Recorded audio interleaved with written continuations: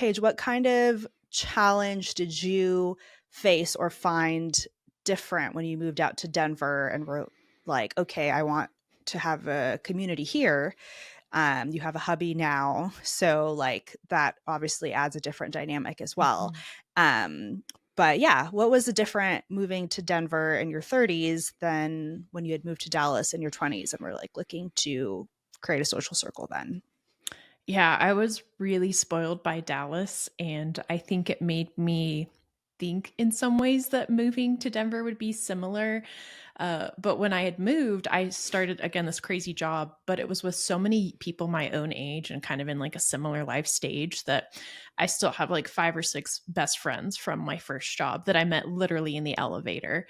And, I was part of these church groups that like we met once a week. And so I got to know people really consistently. And then I had some college friends who had moved out there who also I was able to meet with consistently. And I think the hardest thing when I moved to Denver is it was hard to find places of consistency because that's really what it takes. Is kind of why most of our friends tend to be from school as we're growing up, is because that's who you see every day or coworkers. And so a lot of what a friendship needs is consistency and then intentionality. And so it was really hard to have consistency when I moved and I was working from home and I just didn't have places that I was able to get to like regularly enough with my job. My schedule was pretty erratic. And a lot of what I was focusing on is I have to build this business. And Mm. so it kind of made friendships to the side and that I needed to really focus on a client base. And then kind of started realizing, wait, I've been here a while and I feel like I don't really have my own friends.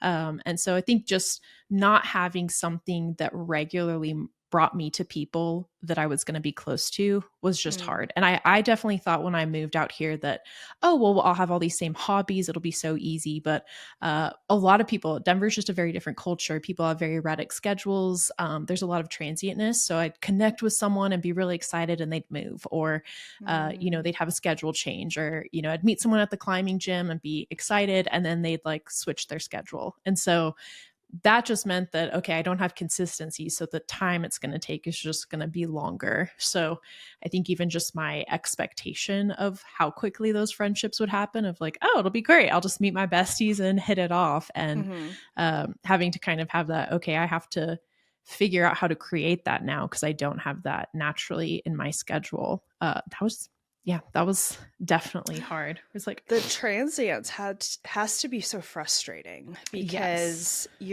I hate that feeling. Like it kind of reminds me of like school when I'd be like, oh, I just made this fun new friend or whatever, and then her parents are like, oh, we're moving because of your Yes. dad's job, and then I'm like, no, like she's my best friend. And so I would feel kind of like, um should I bother making friends here? Because Yeah. like right up front be like, are you going to be here for the next 5 years? Like make sure that this is worth investing in. Like it can be so disappointing to get excited about a new like friend that you're hitting it off with, and then all of a sudden like they're like, hey, I'm leaving now, I'm leaving the state, and you're like, okay, bye. Like Yeah, good exactly. times, we had some I good know. times. Or like, you'd like bond on the ski lift and be like, "You're so cool." And they're like, "I'm just visiting." And you're like, "Oh, darn." I Does don't it need another help? long distance. Right, like does it help to kind of have a mindset then of like, even if this friendship's not for forever, like it's still something meaningful in my life right now, it's still like Yes. bringing value into my life like for the space of time that they're there. So I feel like it's easier to have a mindset of just like, I'm not going to make friends at all because they're not sticking around, but like kind of how do you have to have like a mindset shift to work in that? I think that's a great way to put it, is that you have to I've had to learn this just generally because I'm someone who, like, if I do something, I'm doing it forever kind of personality. And even just because I've had so many friendships that I have kept in touch with for so long, so I just have that expectation, like we're friends forever. And yeah, some friends are transitional friends. So there was one friend who, her and I really connected and she was awesome, and then she needed to move. And I don't regret like that I got to spend time really getting to know her.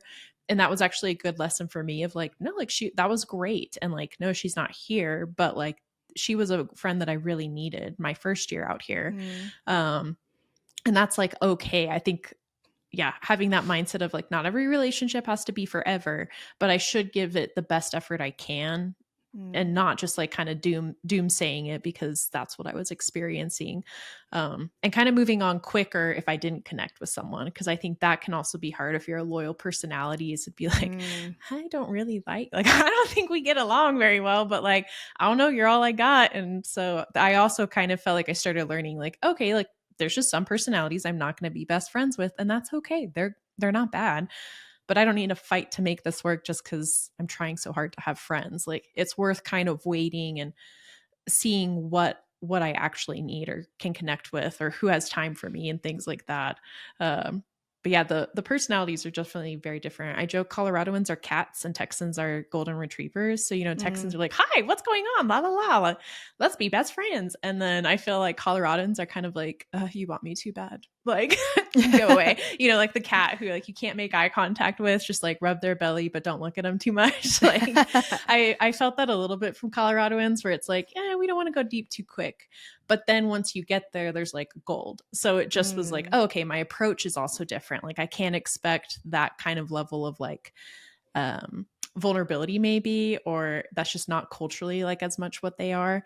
And so instead being like, okay, how can I bring that to the table but also meet them where they are, where it's like, hey, we just need to stay in casual conversations for a while until people feel safe with me to have those Mm. deeper ones. But just like having a different even expectation of like, what will the friendships look like and what do I need to do to kind of adapt to how this like city likes to do that. So Building friendships takes not only effort but time, and yep. so trying to like get as many touch points with them as possible to like build their relationship and create the safety like Paige is talking about for connection and vulnerability. You had to put the time in, and so what's worked really well is also like going to people's houses, which not everybody, people have different like feelings about that, but honestly you get to know someone real quick if Mm-hmm. like they open up their home to you or you open up your home to them, and like share a meal together, or what's helped is just like, hey, we're gonna like come over while the kids are doing nap time and stuff, and like we'll talk then, and like maybe we have like an hour to 2 hour window, but like it's enough time to like make some coffee and have a chat. And so I feel like the difference has really been just a lot more family oriented experiences here. So it's really just opened like me up to different experiences that I wasn't getting just hanging out with single people. Mm-hmm. But yeah, I had to be flexible too and be willing to like meet people in the middle. That's really good, Karen, because I think that's a really important point of meeting people where they're at. That if you like are insisting on being at a certain stage, or only looking in. I agree. I think I had my scope of friends definitely were all in the same life stage. And so it was very much like we were all single and then everyone got married in their 30s. But like I had a long time, most of my Dallas time was friends who were not married or had kids. And so, yeah, it's been a very different thing of now I have a lot more multi-generational friendships. So I have a lot of friends who are in their early 20s just starting out Hmm. because my husband went to school. So a lot of who we hung out with were younger. And then now I have a lot of friends who are like older. So they're later 30s, early 40s, like almost a whole new stage ahead of me where they're like, yeah, kids watch themselves. Like we can come over and drink now. We're like, oh, okay, great. But yeah, I think the like having a more open mind about like, oh, what kind of friends do I need now? Maybe that looks different. And like, how can I help meet halfway?